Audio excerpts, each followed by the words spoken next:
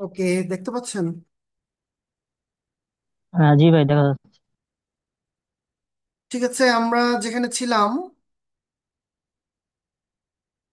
এখন, এই যে জেসন স্ট্রিং এর ক্ষেত্রে আমি আহ, জিরো দিলে এটা আসলে কি?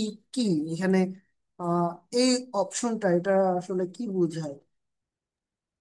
মানে যে ওয়ান জিরো, আমার যতটুকু ধারণা এটা বুলিয়ান ভ্যালু হইতে পারে। বুলিয়ান ভ্যালু হয়তো নির্দেশ করে। বুলিয়ান ভ্যালু না, এটা মূলত হচ্ছে স্পেস বোঝায়। ঠিক আছে, আমি কতটা স্পেস দিতে চাচ্ছি প্রত্যেকটার মধ্যে।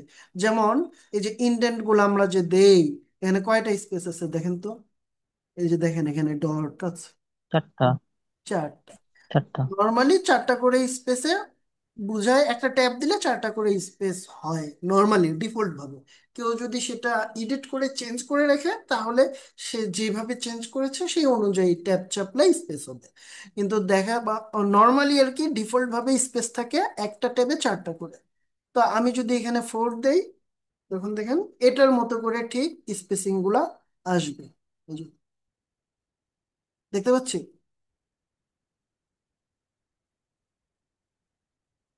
একদম হুবহু হ্যাঁ। এটার মতো করে এসেছে। এখানে যেমন দিব তেমন আর কি, স্পেস ফোর দিয়েছি তাই ফোর চারটা করে স্পেস এসেছে। এই হচ্ছে বিষয়। ওকে, আমরা কি পর্যন্ত দেখলাম যে একটা পার্স করেও দেখেছি, তাই না? এখন পার্স করলে এটা কিভাবে কাজ করে সেটাও দেখেছি, যে ওয়ার্কিং ডট নেম দিব, তাহলে এটা নেমটা চলে আসবে জন। বা এখানে যদি অ্যাড্রেস দেই, পুরো অ্যাড্রেসের এটাই চলে আসবে। এখন অ্যাড্রেস ডট কি দেব, সিটি সাপোজ, তখন এই সিটি নেমটাই এখানে চলে আসছে। তো আমি বুঝতে পারছি ভাই, এই যে জেসন ডক ডট স্ট্রিংফাই যে ইউজারের পরে যে নাল দিলেন, ওইটা আসলে কি আর্গুমেন্ট? এটা কি ভ্যালু। এটাকে বলে হচ্ছে, দাঁড়ান, নামটা একটু নিয়ে আসি মনের মধ্যে। এটা এটাকে আমরা বলতে পারি রিপ্লেসার। ঠিক আছে, রিপ্লেস করে, মানে প্লেসমেন্টটা ঠিক করে। ঠিক আছে, এটা যদি আমি না দেই তাহলে প্লেসমেন্টটা ঠিক হবে না।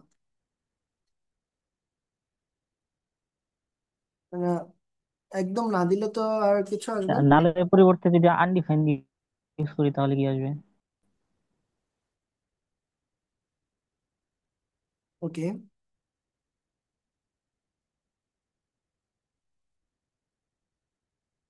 এবার দেখি আনডিফাইন দিলেও কাজ করবে।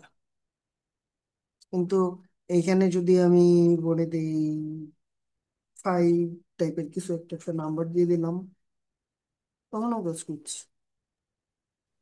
এটা দিতে হয়, এটাকে বলে হচ্ছে রিপ্লেসার। এই রিপ্লেসারটা যদি না দেই তাহলে কাজ করবে না। আমি যদি এটা রিমুভ করে দেই, যে রিপ্লেস হচ্ছে না। ঠিক আছে, রিপ্লেসারটা কাজ করবে না। আর নর্মালি এটা আমি নর্মালি কোডার যত কোডার রয়েছে তারা এটাকে নালেই আমি রাখে। ঠিক আছে। আমি কখনো ওই যে নাল তারপরে যে আর্গুমেন্ট এই দুটো ইউজ করি না, আমি শুধুমাত্র ইউজার পর্যন্ত ইউজ করছি, এর বেশি করি নাই। হ্যাঁ যার কারণে প্রশ্ন করলাম। হ্যাঁ, স্বাভাবিক। তো এটা নর্মালি হচ্ছে সবাই নালই ইউজ করে। এখন নাল ইউজ করার পিছনে একটা রিজন হচ্ছে আনডিফাইন।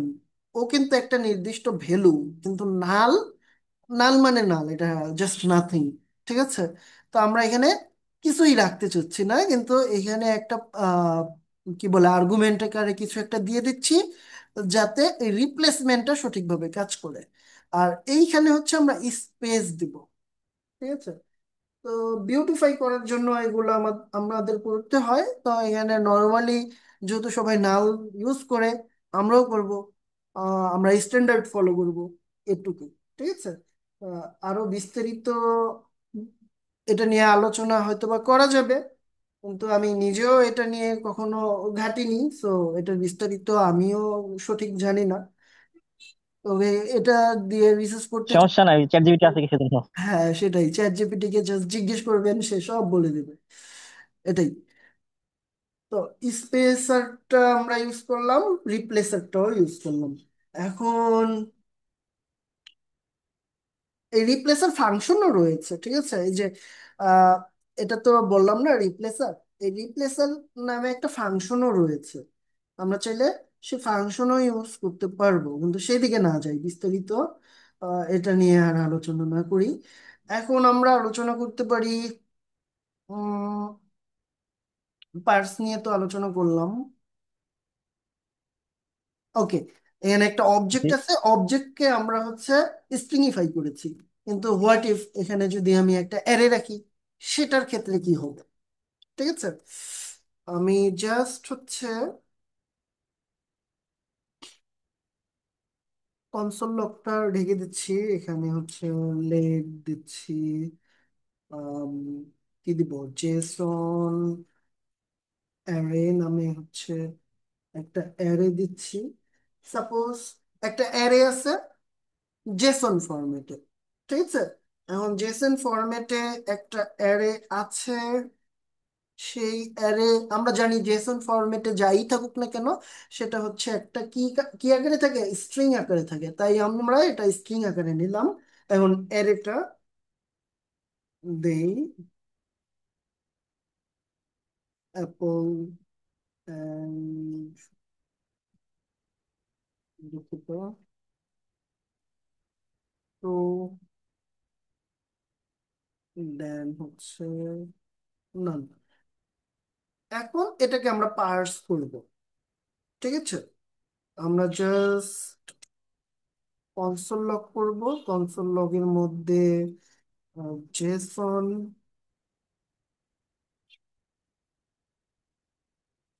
জেসন ডট পার্সে গেলাম, পার্সের ভিতরে জেসন অ্যারে যেটা রয়েছে সেটা দেই। এবার আমরা দেখি এখানে কি সে প্রিন্ট করে। আমরা দেখতে পাচ্ছি সে একটা অ্যারে প্রিন্ট করেছে, ঠিক আছে?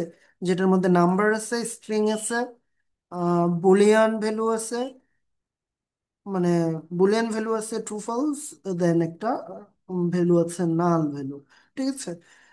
তো এইটাকে আমরা সহজেই জেসন অ্যারেটাকে পার্স করতে পারলাম। এখন আমরা যদি চাই এটা 2 নাম্বার ইন্ডেক্স বা হচ্ছে, আচ্ছা 2 নাম্বার ইন্ডেক্সটাকে শুধু প্রিন্ট করতে, সেটাও আমরা করতে পারবো। তো এই জন্য আমাকে যেটা করতে হবে, এই যে জেসন পার্স, ও তো একটা অ্যারে তাই না? তো ও যেহেতু একটা অ্যারে, এইখানে হচ্ছে দিলেই কাজ করবে, করার কথা। এখন দেখি কোথায় সমস্যাটা বাঁধলো। জেসনের পরে সেকেন্ড ব্র্যাকেট দিছেন, থার্ড ব্র্যাকেট দিছেন জেসনের লেখার পর। হ্যাঁ, জেসনের লেখা টুর আগে, টুর আগে বাম পাশে, এখানে? আর আরেকটা আগে। না না, ওই যে ফার্স্ট ব্র্যাকেটের মধ্যে। ও আচ্ছা আচ্ছা হ্যাঁ, আচ্ছা, তো ওইটা ওইটা আমাদের। Right right. এই যে সিলি মিস্টেক গুলোতে আমাদের প্রবলেম গুলো হয়। তো এই যে ট্রু ভ্যালুটা আমরা প্রিন্ট করতে পারলাম, আমরা বুঝতে পারছি যে এতটুকু অংশ হচ্ছে একটা অ্যারে। তো এটা যেহেতু একটা অ্যারে রিটার্ন করছে, সেই অ্যারের ভ্যালু আমরা যেভাবে দেখতে পারি মূলত সেভাবেই এটাকে হ্যাঁ, এখন আমরা এখানে এর সব ধরনের ফাংশনালিটি ব্যবহার করতে পারবো। হ্যাঁ সবকিছু এখানে ইউজ করতে পারবো, right?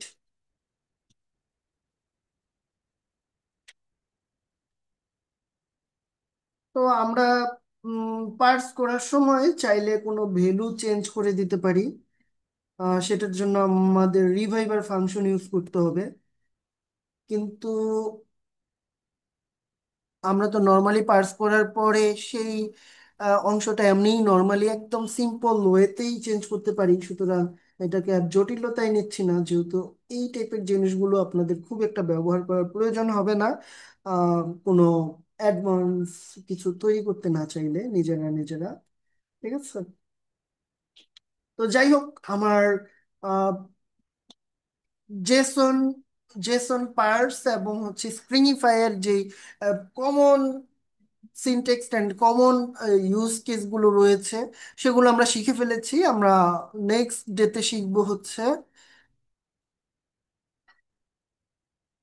Local storage and session storage, then JavaScript date নিয়ে শিখবো, তার পরবর্তী ক্লাসেই আমরা শিখবো হচ্ছে এপিআই নিয়ে যাবতীয় ব্যাপারগুলা।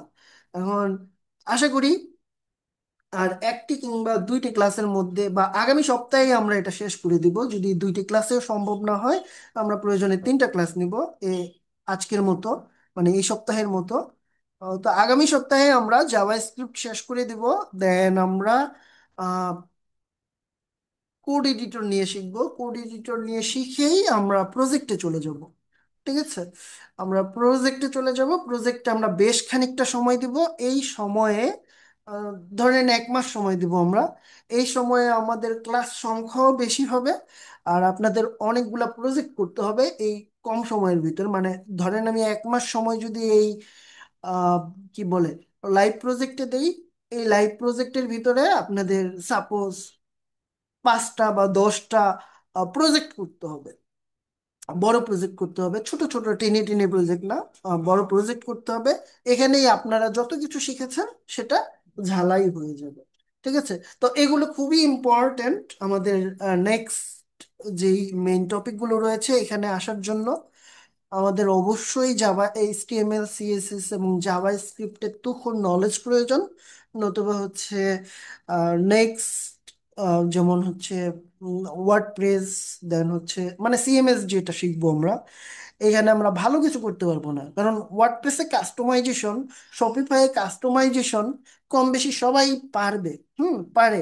এখন আপনি স্ট্যান্ড আউট করবেন কিভাবে, মানে অন্যের সাথে কম্পিটিশন করে আপনি আইডেন্টিটি একটা এমন আইডেন্টিটি তৈরি করবেন কিভাবে যে ক্লায়েন্ট আপনাকে মনে রাখবে।